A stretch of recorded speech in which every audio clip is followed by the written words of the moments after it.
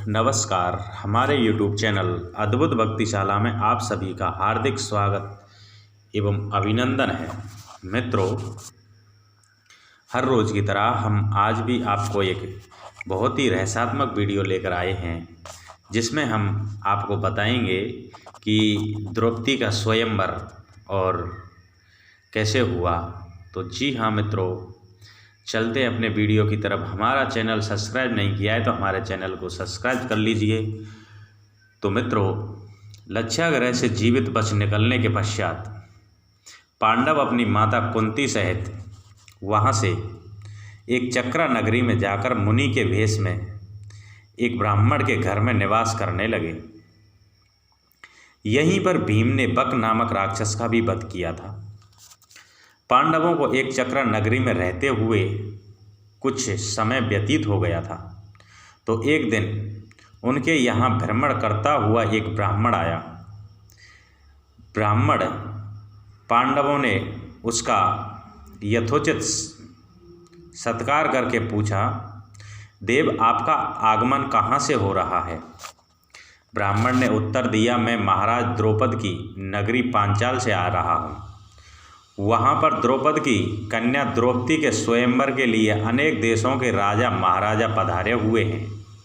इस ब्राह्मण के प्रस्थान करने के पश्चात पांडवों से भेंट करने वेदव्यास आ गए। वेदव्यास ने पांडवों को आदेश दिया कि तुम लोग पांचाल चले जाओ, वहाँ द्रौपद कन्या पांचाली का स्वयंवर होने जा रहा है। वह कन्या तुम लोगों के लिए सर्वथा योग्य है, क्योंकि पूर्व जन्म में उसने भगवान शंकर की तपस्या की और उसकी तपस्या से प्रसन्न होकर शिव ने उसे अगले जन्म में 5 उत्तम पति प्राप्त होने का वरदान दिया है। वह देवरूपी बालिका सब भांति से तुम लोगों के लिए योग्य है। तुम लोग वहां जाकर उसे प्राप्त करो। इतना कहकर वेदव्यास वहां से चले गए। तो मित्रों, पांचाल जाते मार्ग में पांडवों की भेंट धुम्म नामक ब्राह्मण से हुई थी और वे उसके साथ ब्राह्मणों का भेष धारण करके द्रौपदी के स्वयंवर में पहुंच गए। स्वयंवर सभा में अनेक देशों के राजा महाराजा एवं राजकुमार पधारे हुए थे। एक ओर श्री कृष्ण अपने बड़े भाई बलराम तथा गणमान्य यदुवंशियों के साथ विराजमान थे। वहाँ वे ब्राह्मणों की पंक्तियों में जाकर बैठ गए। तो मित्रों, कुछ ही देर में राजकुमारी द्रौपदी हाथ में वरमाला लिए हुए अपने भाई धृष्टमनु के साथ उस सभा में पहुंची। धृष्टमनु ने सभा को संबोधित करते हुए कहा, हे विभिन्न देशों से पधारे हुए राजा महाराजाओं एवं अन्य गणमान्य जनों, इस मंडप में स्तंभ के ऊपर बने हुए उस घूमते हुए यंत्र पर ध्यान दीजिए। उस यंत्र में एक मछली लटकी हुई है तथा यंत्र के साथ घूम रही है। आपको स्तंभ के नीचे रखे हुए तेल पात्र में मछली के प्रतिबिंब को देखकर उसमें बाण चलाकर मछली के नेत्र को लक्ष्य बनाना है। मछली के नेत्र का सफल भेदन करने वाले को मेरी बहन द्रौपदी का विवाह होगा। तो मित्रों,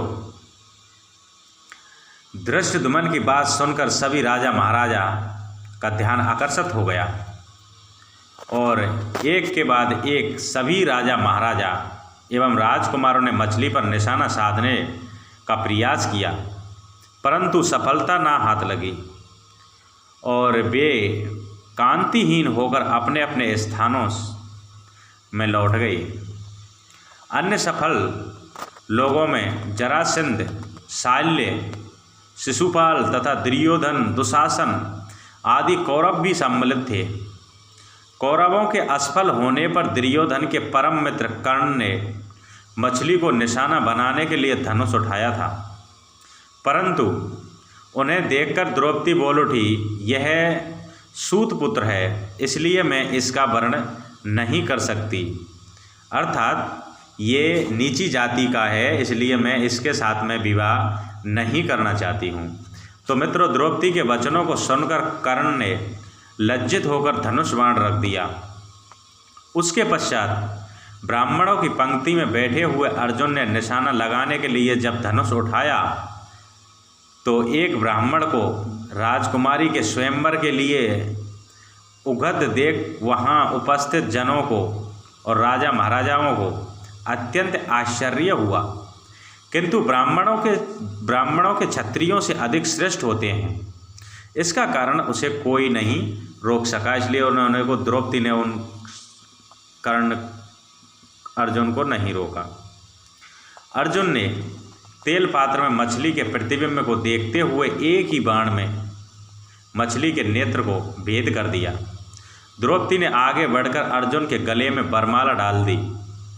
एक ब्राह्मण के गले में द्रौपदी को वरमाला डालते देख समस्त क्षत्रिय राजा महाराजा एवं राजकुमारों ने क्रोधित होकर अर्जुन पर आक्रमण कर दिया और अर्जुन की सहायता के लिए शेष पांडव भी आ गए और पांडव तथा क्षत्रिय राजाओं में घमासान युद्ध होने लगा। तभी श्री कृष्ण ने अर्जुन को पहले से ही पहचान लिया था, इसलिए उन्होंने बीच बचाव करके युद्ध को शांत करा दिया। दुर्योधन ने भी अनुमान लगा लिया कि निशाना लगाने वाला अर्जुन ही रहा होगा और उसका साथ देने वाले शेष पांडव रहे होंगे। वरणागत के लक्ष्याग्रह से पांडवों के बच निकलने पर उसे अत्यंत आश्चर्य होने लगा।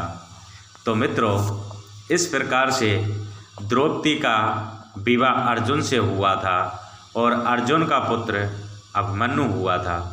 तो मित्रों, यहीं पर हमारा वीडियो समाप्त होता है। हमारा चैनल सब्सक्राइब नहीं किया तो हमारे चैनल को सब्सक्राइब कर लीजिए। फिर आपको कल न्यू वीडियो के साथ में फिर उपस्थित होंगे। तब तक के लिए जय हिंद, जय भारत।